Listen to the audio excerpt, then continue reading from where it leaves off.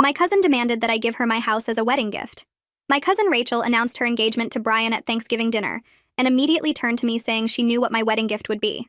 I thought she meant the crystal vases I'd been collecting for family weddings, but she said no, I'd be giving them my house. Not helping with a down payment, not lending money, but giving them my actual house that I'd bought 2 years ago after saving for a decade. She said it out loud in front of 30 relatives like it was already decided. I laughed, thinking it was a joke, but Rachel was serious. She said I was single with no kids, so I didn't really need a 3-bedroom house while they were starting a family and deserved a proper home. She actually used the word deserved while sitting in my dining room eating the dinner I'd cooked. My Aunt Helen, Rachel's mom, nodded along, saying it was so generous of me to help the young couple get started. I said I wasn't giving anyone my house, and Rachel's face turned red. She said I was being selfish, keeping a family home all to myself when I could easily go back to renting an apartment like someone my age without children should be doing anyway. She actually said those words to me, a 31-year-old homeowner, while she was 26 and living in Brian's mom's basement. The whole family went quiet, but nobody defended me. My Uncle Tom said sharing was important in families. My own mother said I should consider it since I could afford another place eventually. My dad stayed silent, which was him agreeing without having to say it. Rachel spent the rest of dinner telling everyone about the renovations they'd make to my house, how they'd turn my office into a nursery, how they'd repaint everything because my color choices were too dark. She was planning my house like she already owned it. After dinner, Rachel pulled me aside and said she'd already told Brian's family that I was giving them a house as a wedding gift, so I couldn't back out now without making her look like a liar. She said his parents were so impressed that her family was generous enough to provide housing. She'd apparently been bragging for weeks about her rich cousin who owned property and was going to set them up for life. She said if I didn't follow through, Brian's family would think she came from trash who made false promises. I said that was her problem for lying, and she actually started crying, saying I was ruining her wedding before it even happened. For weeks after that, Rachel kept acting like the house was already hers. She'd bring Brian over without asking to measure rooms and plan furniture placement. She'd tell people we were doing a title transfer and just working out the paperwork. She had mail sent to my address claiming she was updating her information early. She even told the neighbors she'd be moving in after the wedding and asked them about the neighborhood association rules. Brian's family started contacting me about the house too. His mother called thanking me for my generosity and asking about property taxes. His father sent me an email about transferring utilities and whether the roof had been recently replaced. They were all discussing my property like it was a done deal. Rachel had convinced everyone I'd agreed to this insane plan.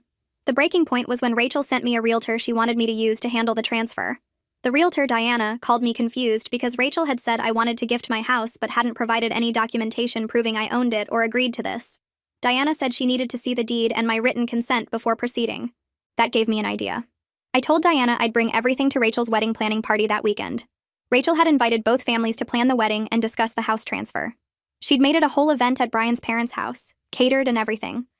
I showed up with a folder looking official, and Rachel practically glowed thinking I'd brought the deed. Brian's parents thanked me repeatedly for giving their son such a head start in life.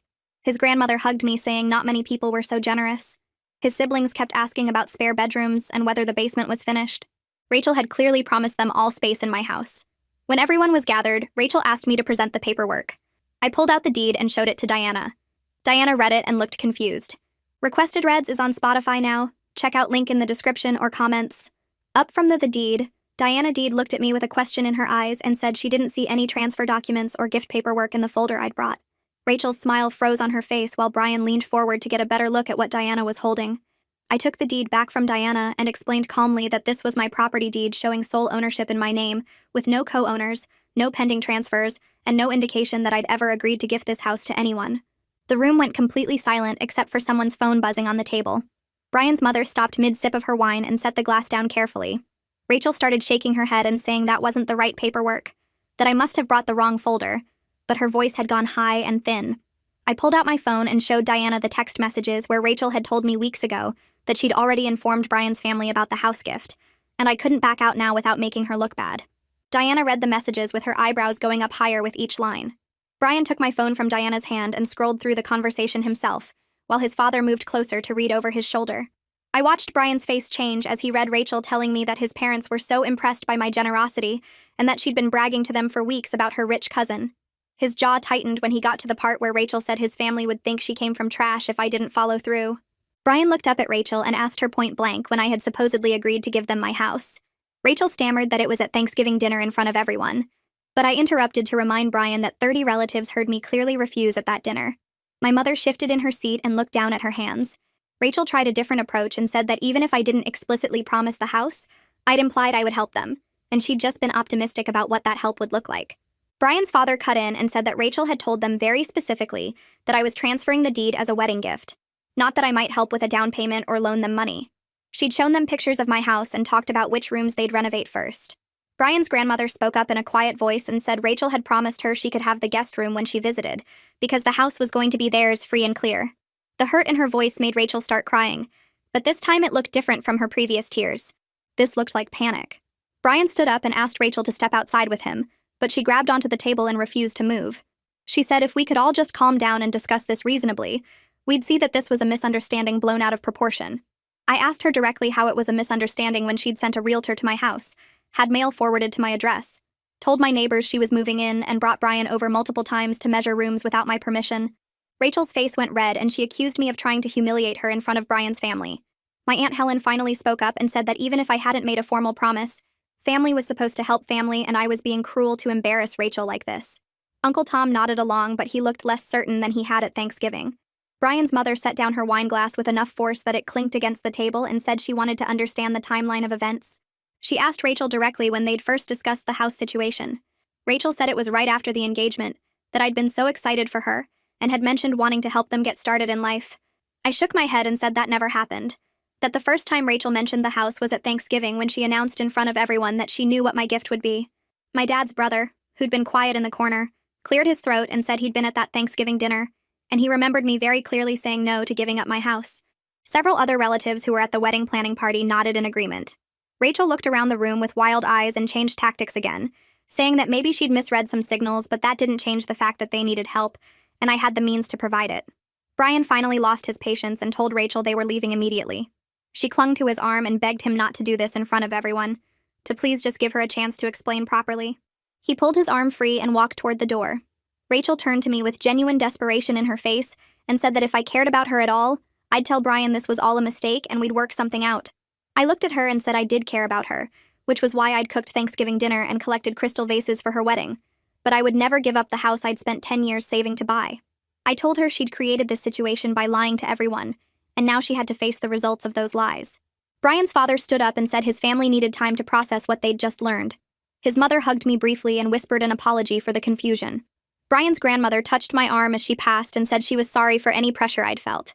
They filed out of the room one by one, leaving Rachel standing there with tears running down her face, and my Aunt Helen rushing over to comfort her. The days after that party were strange and quiet. I heard through my mother that Rachel had moved out of Brian's mother's basement and gone back to living with Helen and Tom. Apparently, Helen was telling everyone who would listen that Rachel was heartbroken, and it was entirely my fault for being selfish with my property. My mother said Helen was conveniently forgetting that Rachel had lied to 2 entire families and tried to steal a house. I didn't hear from Rachel directly, but I got several angry texts from Helen saying I'd ruined her daughter's life and destroyed her chance at happiness. I blocked her number after the 5th message. 3 weeks after everything fell apart at the party, my mother called to tell me that Brian had officially ended the engagement. She said Rachel was devastated and staying in her old childhood bedroom, barely eating or leaving the house. I felt genuinely sad for Rachel going through that kind of heartbreak, because breakups are painful no matter what caused them. But I also knew the relationship had been built on lies she'd told, and it would have fallen apart eventually, even without the house situation forcing everything into the open. A relationship that starts with one person deceiving the other person's entire family isn't going to last. My phone started ringing more often over the next week with family members calling to talk about what had happened. My cousin Jacqueline called and said she'd been thinking about the whole situation, and she was horrified by what Rachel had tried to do. She said she would never expect anyone to give up their home, and she was sorry for not speaking up sooner when other relatives were pressuring me. Her support meant more than I'd expected because Jacqueline and I weren't particularly close, but having her validation helped me feel less alone in the family. Other relatives reached out too, some apologizing for staying silent at Thanksgiving, and others admitting they'd been uncomfortable with the pressure campaign, but hadn't known how to intervene. I started to feel like maybe I wasn't the family villain after all. I spent a Saturday afternoon changing all my locks because I didn't trust that Rachel wouldn't try something vindictive now that everything had collapsed. It felt paranoid while I was doing it, unscrewing the old deadbolts and installing new ones, but it also felt necessary. Rachel had already proven she had no respect for boundaries by having mail sent to my address and telling neighbors she was moving in.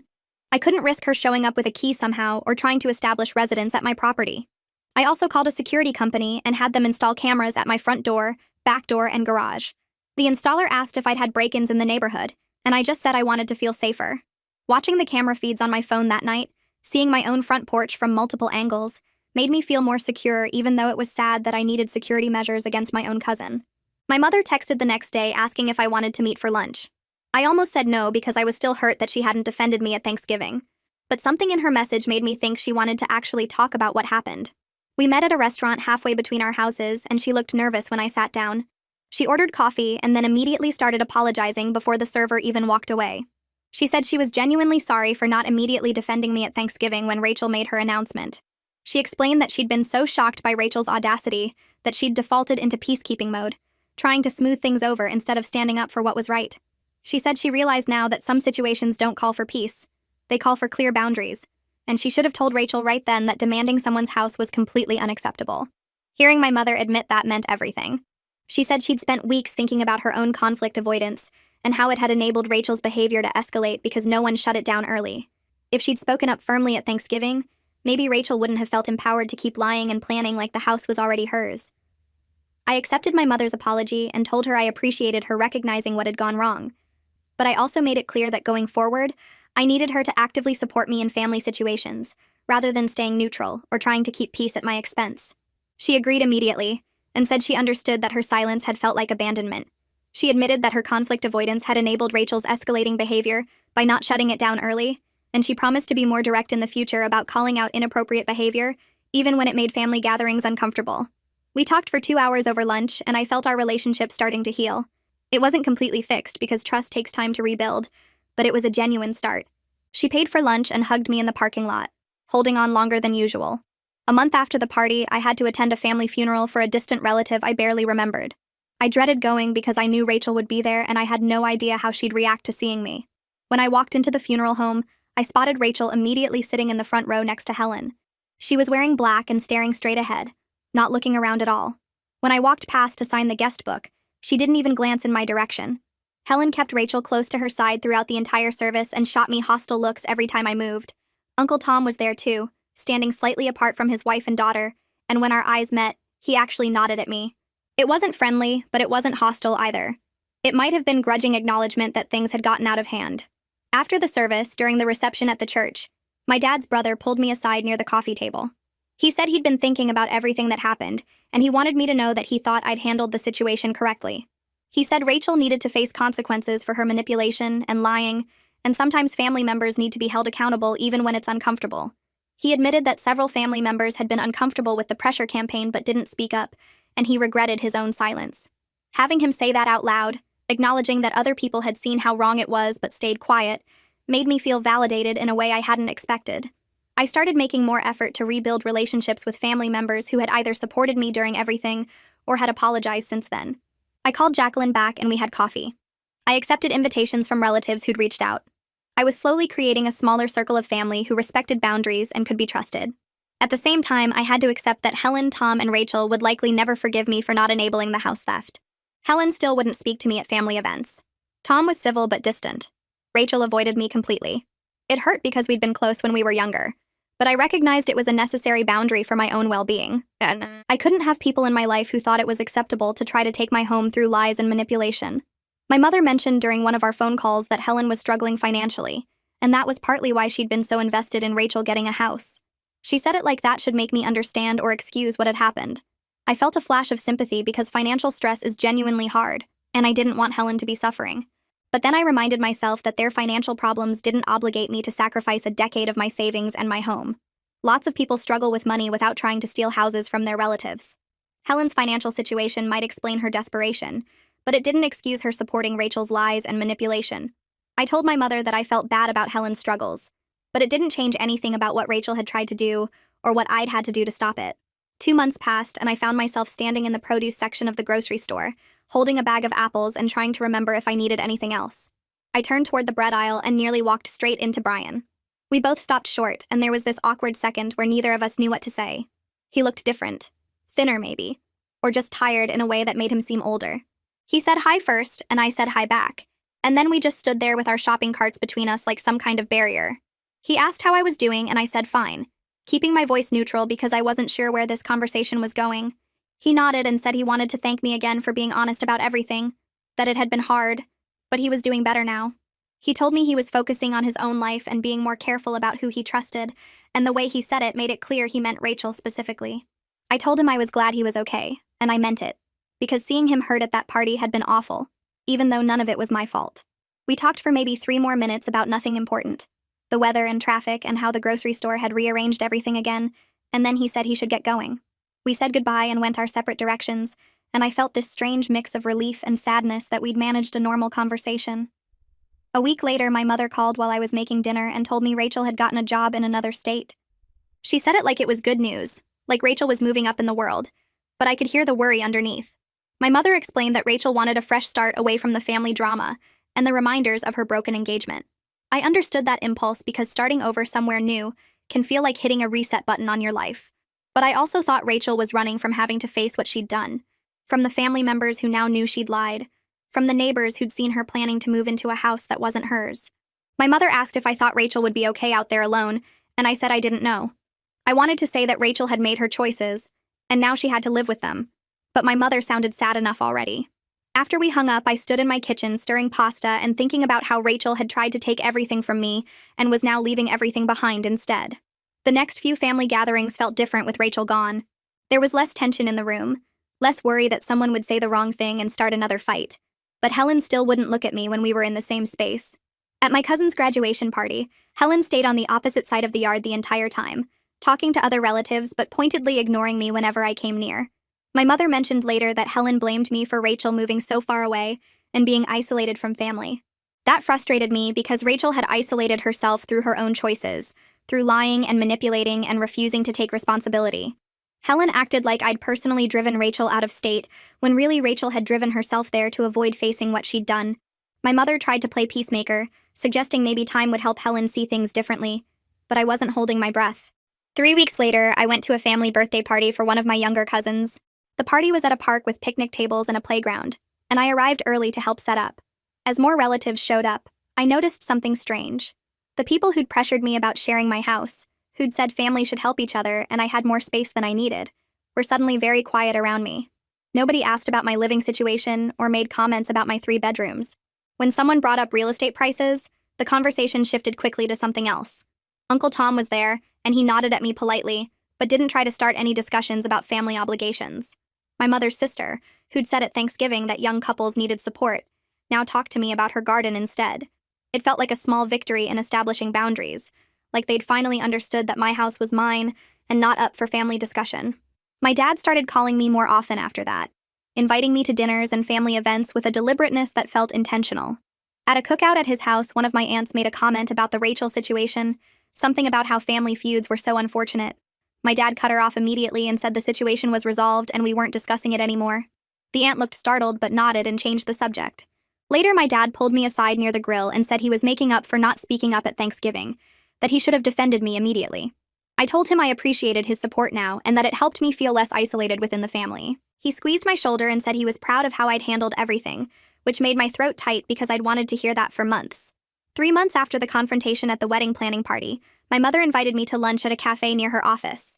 We ordered sandwiches and she seemed nervous, fidgeting with her napkin and not quite meeting my eyes. Finally, she told me that Helen had admitted something to her privately. Helen had said that Rachel had always had problems with honesty and entitlement, that she'd hoped marriage would mature Rachel and teach her responsibility. My mother said Helen had been so invested in the engagement succeeding because she thought it was Rachel's chance to grow up, regardless of the methods Rachel used to get there. I sat back in my chair processing this information, realizing that Helen had known all along that Rachel had character issues, but had chosen to enable them anyway. My mother said Helen thought a husband and house would fix Rachel, like external circumstances could change who someone was inside. Hearing that even Helen recognized Rachel's character problems made me feel validated in a way I hadn't expected. Someone who'd been completely on Rachel's side had admitted, at least privately, that Rachel had serious issues. But I was also frustrated that Helen still blamed me, rather than holding Rachel accountable for her own behavior. I told my mother this over our sandwiches, and she nodded slowly, admitting that some people will always enable their children's bad behavior, rather than face the discomfort of setting boundaries. She said Helen loved Rachel so much that she couldn't see how her constant excuses and protection had actually made Rachel worse. I understood loving your child, but there had to be a point where you stopped covering for them and made them face consequences. Helen had never reached that point with Rachel, and probably never would. The stress of everything that had happened, the family betrayal and the violation of my boundaries, started catching up with me in ways I couldn't ignore. I wasn't sleeping well, and I felt anxious in my own house, constantly worried that Rachel would show up, or that some other family member would try to pressure me. I finally called a therapist and started going to weekly sessions. The therapist, an older woman with gray hair and a calm voice, helped me understand that my guilt about Rachel's broken engagement was misplaced. She explained that I wasn't responsible for the consequences of Rachel's lies, that Rachel had created the entire situation, and I'd simply refused to be victimized by it. We talked about how I'd been carrying this weight of family disapproval and wondering if I'd done the right thing, when really I'd just protected myself from theft. The therapist said that was not only okay but necessary, that nobody should sacrifice their home and financial security to keep family peace. Through several more therapy sessions, I worked on accepting that some family relationships were permanently damaged, and that was okay. The therapist helped me see that not all relationships are worth preserving if they require me to accept being exploited or manipulated. She asked me what I would tell a friend in my situation, if I would advise them to give up their house to avoid family tension. I said of course not, that would be crazy, and she pointed out that I deserved the same consideration I'd give a friend. We talked about how choosing myself over family peace didn't make me selfish. It made me someone with healthy boundaries. I started to feel less guilty about Helen not speaking to me and Rachel moving away, because those were consequences they'd created through their own actions, not punishments I'd inflicted. 4 months after everything exploded at the wedding planning party, I decided to host a small dinner party at my house. I invited my parents, my dad's brother, who told me I'd handled things correctly, my cousin who'd called to say she was horrified by Rachel's behavior, and a few other family members who'd either supported me during everything or apologized since then.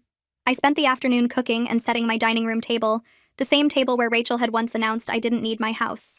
When everyone arrived, the atmosphere was warm and relaxed in a way family gatherings hadn't been in months.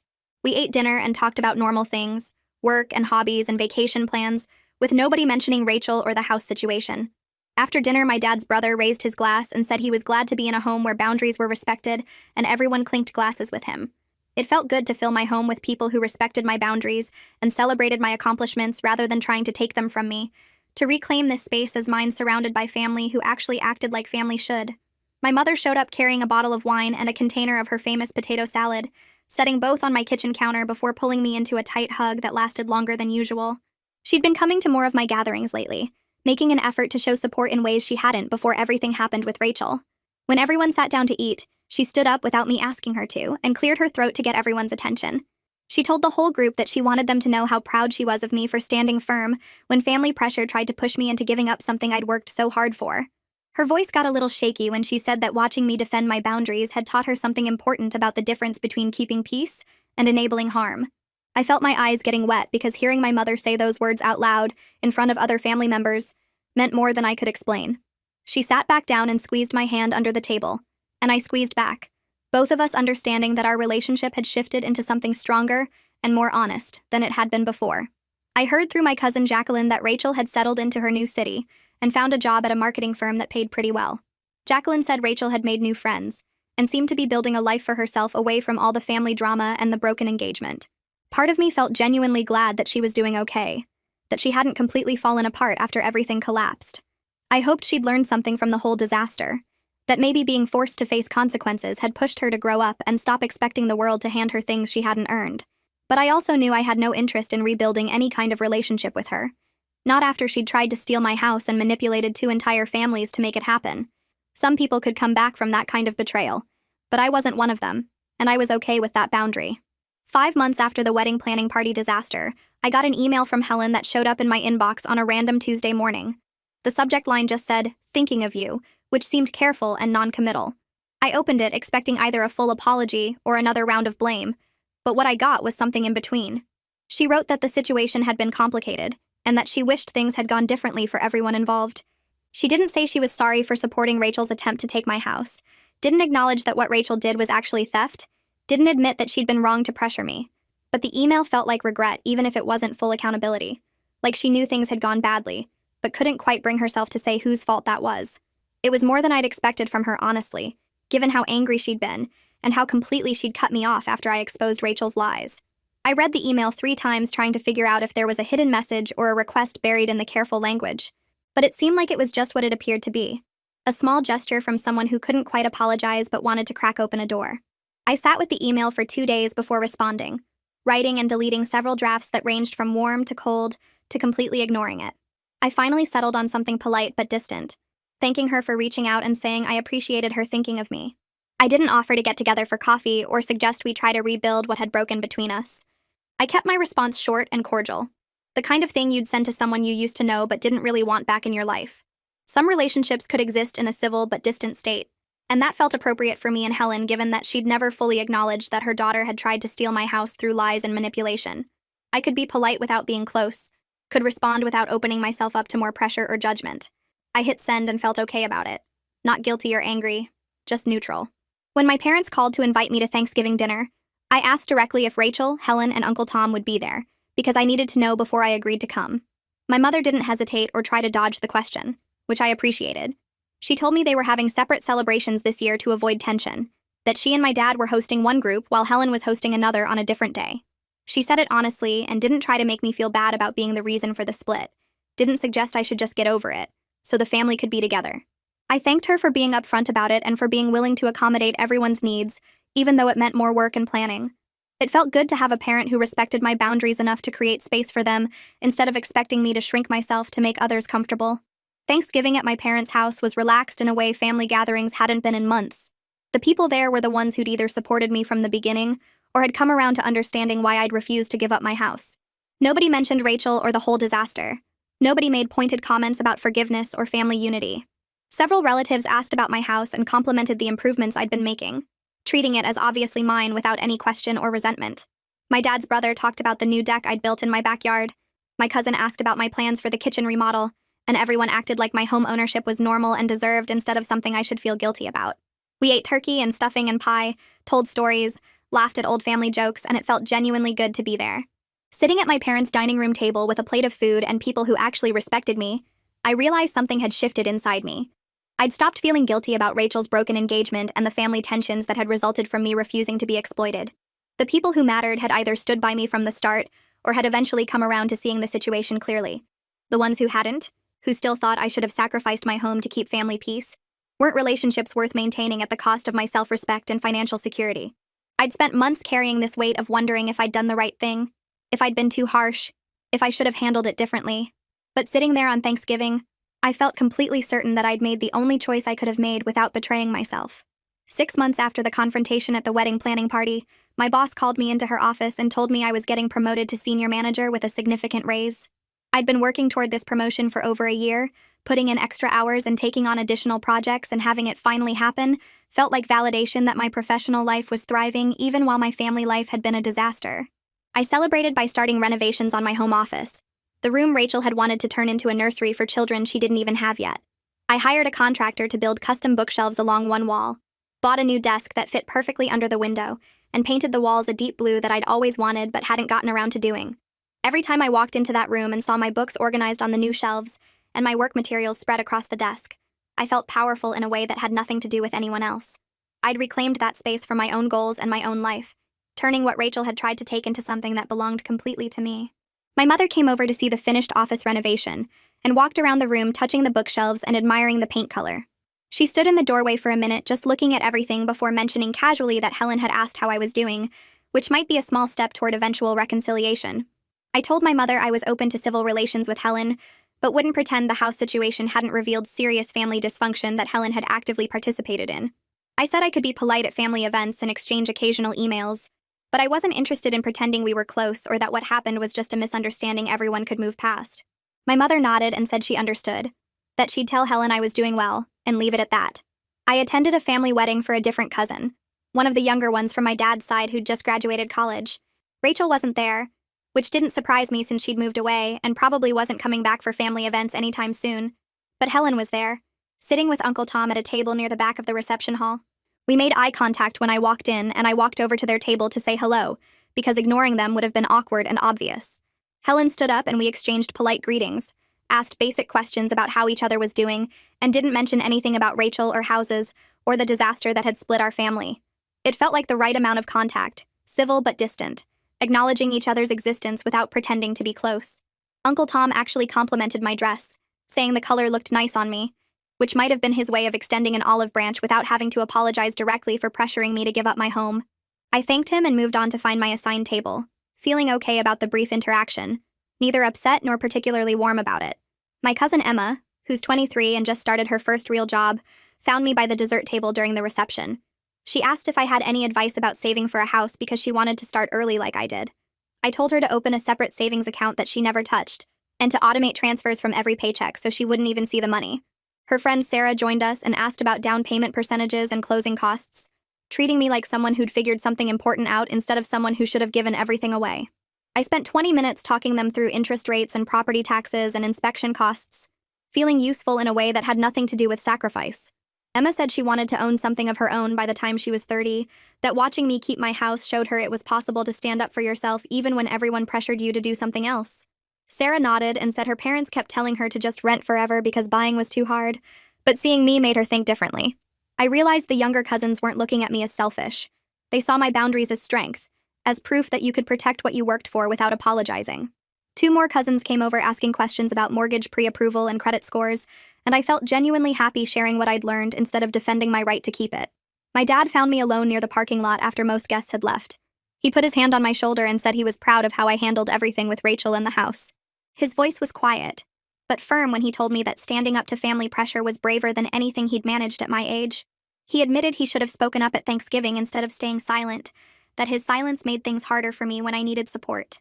I felt my throat get tight because his respect meant everything to me, more than I'd realized until he said it out loud. He explained that watching me refuse to back down taught him something about the difference between keeping peace and enabling bad behavior. My dad said he'd spent too many years avoiding conflict by staying quiet, letting other people push boundaries because speaking up felt uncomfortable. He told me that gaining his open support was worth the temporary family chaos, that he'd rather have an honest relationship with me than a fake, peaceful one built on me sacrificing myself. We stood there for a few minutes, not saying anything, just being okay with each other in a way we hadn't been since this whole thing started. When we walked back toward the reception hall, I felt lighter knowing my dad finally understood why I couldn't give up my house just to make other people comfortable. 7 months after the confrontation at the wedding planning party, I woke up in my house on a Saturday morning feeling completely at peace. The drama had faded into something that happened rather than something still happening, and my life had settled into a routine that felt right. I'd kept relationships with family members who respected boundaries, people like my dad and my cousin Emma, who understood that protecting yourself wasn't selfish. I'd established distance from Aunt Helen and Uncle Tom, seeing them at big family events but not pretending we were close or that everything was fine between us. Rachel was still living in another state, and I heard updates through my mother sometimes but didn't ask for details. I'd learned that protecting myself wasn't something to feel guilty about, that choosing my own well-being over family pressure was actually the healthiest thing I could have done. Some relationships were damaged permanently, and that was okay, because keeping them would have required me to accept being exploited. I made coffee in my kitchen, the same kitchen Rachel had tried to claim as hers, and felt grateful for every decision that led to me still being here. The house was quiet and completely mine, filled with my furniture and my choices and my life that I'd built without anyone's permission. I sat down in my renovated office with my laptop, ready to work on a project I actually cared about. The custom bookshelves held my books. The desk under the window was covered with my materials, and the deep blue walls reflected light in a way that made me happy every time I walked in. This was the room Rachel wanted to turn into a nursery for children she didn't even have, and instead it became the space where I did my best work. I'd saved for a decade to buy this house, worked overtime and skipped vacations and made sacrifices that Rachel never understood or appreciated. Rachel's attempt to take my home taught me that I was strong enough to stand alone if necessary, that I could survive family rejection and social pressure without crumbling, but I was grateful I didn't have to stand completely alone, that the people who truly mattered stood with me when it counted. My dad supported me, my mother eventually understood, and the younger cousins saw me as someone worth learning from instead of someone who should share everything. I felt genuinely happy and secure sitting in my house, working on something I loved, living a life I'd chosen and defended. The fight to keep my home showed me who I really was, someone who wouldn't sacrifice herself just to keep other people comfortable, and I liked that person.